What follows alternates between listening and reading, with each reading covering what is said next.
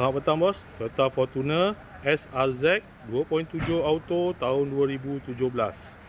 Kereta masih cantik lagi. Condition semua okey, tak ada masalah. Kereta ni boleh loan bank, loan kredit dan loan kedai. Kalau nak beli cash pun boleh.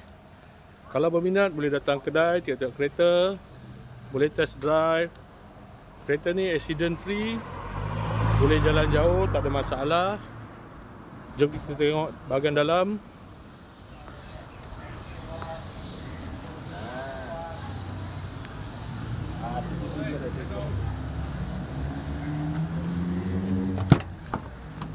Dalam masih cantik lagi, leather seat, 7 seater.